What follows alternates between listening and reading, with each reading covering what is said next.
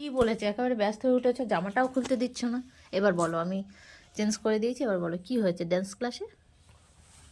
কি আর বলবেন না কেন, কি হয়েছে? আন্টি বললো হ্যাঁ যে তুই এখানে একটু বস, এই আচ্ছা সোফায় একটু বস, হ্যাঁ তোর একটু পরেই ছুটি হয়ে যাবে। আচ্ছা।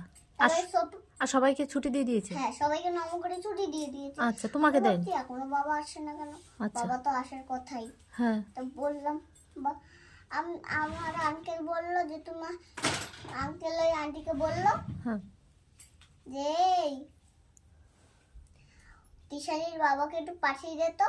এবার আমি আঙ্কেল বলল যে তুমি যাও, তোমার বাবা আসছে।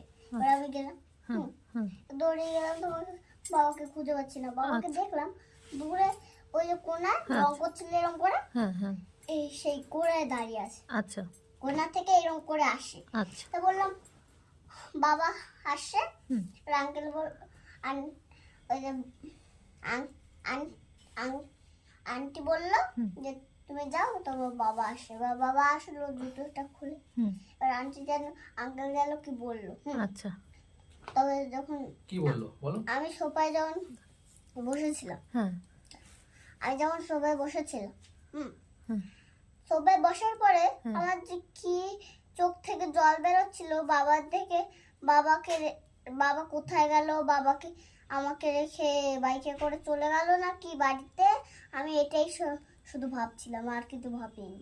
ও, ওই মানে বাবা ভিতরে যাওয়ার আগে তুমি এটাই ভাবছিলে সোফায় বসে, তাই তো? হুম ও, একটা ছেলে তাই কি বললো বাবাকে দেখে, কি বললো?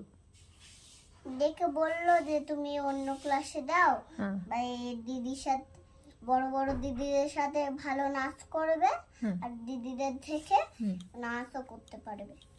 ও আর তুমি যদি অন্য ক্লাসে দাও ওকে, হুম তাহলে ও অন্য ক্লাসেও করতে পারবে। বড় বড় দিদিরা করছে, যখন করবে তখন এও করতে পারবে। এ ধরো ভালো নাচ করে, এ ভালো নাচ করে, সবার থেকে ভালো নাচ করে। এরকম বলেছে? ও